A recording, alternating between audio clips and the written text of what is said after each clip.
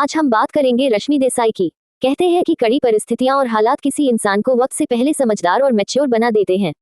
उसके अंदर मासूमियत की जगह जिम्मेदारियां ले लेती हैं। कुछ ऐसा ही रश्मि देसाई के साथ भी रहा है। रश्मि की गिनती आज टीवी की हाईएस्ट पेड एक्ट्रेसेस में की जाती है, पर कभी ऐसा भी दौर था जब उन्हें टीवी शो से निकाल दिया गया। आर्थिक तंगी झेली, सिंगल माँ ने पाला और माँ के पास इतने पैसे नहीं थे कि बच्चों की परवरिश के साथ भरपेट खाना भी खिला सके। रश्मि देसाई ने जो सपने देखे थे वो तंगी और मुश्किलों के कोहरे में कहीं खो गए और फिर दबकर रह गए। पिछले कुछ साल तो ऐसे रहे कि रश्मि देसाई बुरी तरह टूट गई, कार में सोना पड़ा। हालात ऐसे हो गए कि वह सुसाइड के बारे में भी सोचने लगी थी। पर रश्मि देसाई ने खुद को संभाला, तमाम मुसीबतों से लड़ते हुए खुद को मजबूत किया और एक बार फिर मैदान में उतर गई। रश्मि देसाई का जन्म 13 फरवरी 1986 को असम के नागांव में हुआ था। उनका जन्म एक गुजराती परिवार में हुआ। इंडस्ट्री में कदम रखने से पहले रश्मि का असली नाम शिवानी था। जब उन्होंने एक्टिंग की दुनिया में आने का फैसला किया तब उन्हें नाम बदलने की सलाह दी गई ताकि नया नाम किस्मत के लिए शुभ साबित हो। इसके बाद शिवानी ने अपना नाम बदलकर दिव्या रख लिया। इसी नाम से उन्होंने अपने करियर की शुरुआती कोशिशें शुरू की। दिव्या नाम से उन्होंने शुरुआत में कई प्रोजेक्ट्स किए, लेकिन उन्हें वह पहचान नहीं मिल पा रही थी जिसकी उन्हें तलाश थी। उनके पास काम आने भी बंद हो गए थे। उसी समय एक ज्योतिष मित्र की सलाह पर उन्होंने एक बार फिर नाम बदलने का फैसला लिया। इसके बाद दिव्या से वह रश्मि देसाई बनी।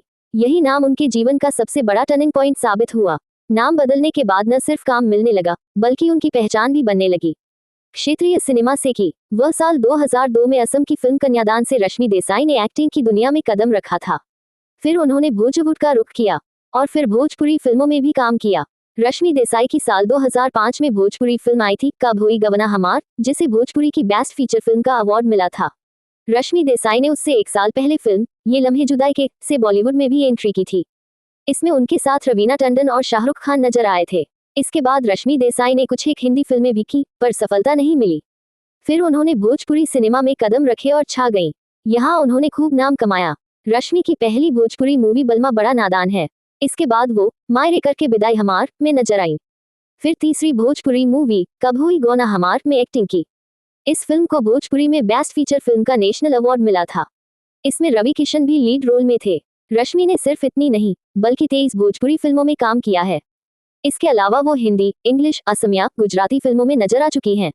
अब वो पंजाबी इंडस्ट्री में भी कदम रखने जा रही हैं। रश्मि देसाई को उनका पहला टीवी शो रावण 2006 संघर्ष और ऑडिशन के बाद मिला, जिसमें उन्होंने रानी मंदोदरी की भूमिका निभाई थी।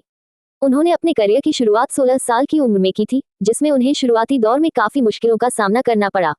रावण के बाद उन्हें परी हूं मैं 2008 में मुख्य भूमिका मिली। रश्मि देसाई को 2009 में सुपरहिट शो उतरन में तपस्या ठाकुर का नेगेटिव किरदार काफी संघर्ष और मेहनत के बाद मिला था। रश्मि ने बताया था कि उन्हें एक अन्य शो से निकालने के बाद उतरन मिला, जो उनके करियर का टर्निंग पॉइंट बना। इस शो ने उन्हें घर घर में प्रसिद्ध कर दिया। रश्मि ने साल 2012 में अपने को एक्टर नंदिश संधू से शादी की थी। नंदिश और रश्मि ने टीवी शो उतरन में साथ काम किया था।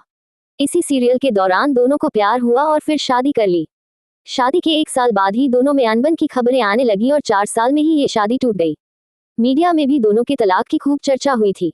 रश्मि ने नंदिश की कई लड़कियों के साथ दोस्ती को इस तलाक का जिम्मेदार ठहराया था, जबकि नंदिश रश्मि की जरूरत से ज्यादा संवेदनशील होने की वजह से परेशान थे। एक लड़की के साथ नंदिश की कुछ तस्वीरें उस समय वायरल हो गई थी और इसके बाद से ही दोनों का तलाक तय माना जा रहा था और कुछ समय के बाद तलाक हो गया।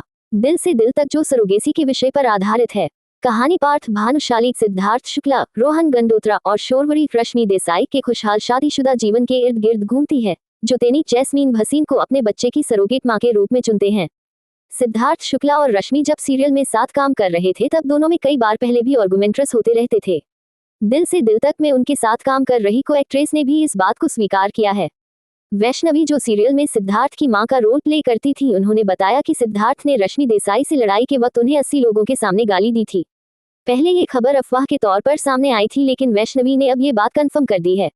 बिग बॉस 13 में रश्मि देसाई और सिद्धार्थ शुक्ला की लड़ाई उनके पुराने कड़वे इतिहास दिल से दिल तक शो के कारण काफी चर्चा में थी, जिसमें गर्म चाय फेंकना, निजी टिप्पणियां जैसे ऐसी लड़की कहना और तीखी बहसें शामिल थी।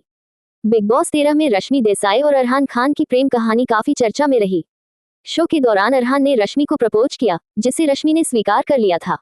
हालांकि जल्द ही सलमान खान ने वीकेंड का वार में खुलासा किया कि अरहान पहले से शादीशुदा हैं और उनका एक बच्चा भी है, जिससे रश्मि हैरान रह गई। इस बड़े धोखे और सच्चाई के सामने आने के बाद रश्मि ने शो के दौरान ही अरहान से रिश्ता तोड़ लिया और बिग बॉस से बाहर आने के बाद भी इस रिश्ते को खत्म कर दिया।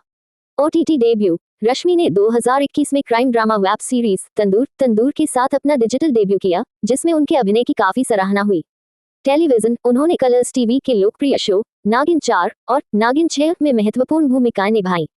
Reality shows. Rashmi Bigg Boss 15 में बतौर वाइल्ड कार्ड कंटेस्टेंट भी नजर आई और फिनाले तक पहुंची। फिल्म और म्यूजिक। वह हिसाब बराबर 2025 जैसी फिल्मों और कई म्यूजिक वीडियो जैसे सुभान अल्लाह और जिंदगी खफा खफा में भी दिखी। Chat show host. वर्तमान में वह अपना खुद का अनस्क्रिप्टेड चैट शो रश्मि के दिल से दिल तक होस्ट कर रही हैं। इस शो में वह सेलिब्रिटी कपल्स से उनके रिश्तों और जीवन के अनुभवों पर बातचीत करती हैं। बिजनेस और फैशन। उन्होंने अपना एक नया वेंचर रागा देसाई लॉन्च किया है, जहां वह पारंपरिक साड़ियों और ज्वेलरी का कलेक्शन पेश कर रही हैं। भविष्य की योजनाएं। हालिया इंटरव्यू में उन्होंने बताया कि वह जानबूझकर टीवी से दूरी बनाए हुए हैं और किसी अच्छे प्रोजेक्ट का इंतजार कर रही हैं। साथ ही उन्होंने 2026 में शादी करने और घर बसाने की इच्छा भी जाहिर की है।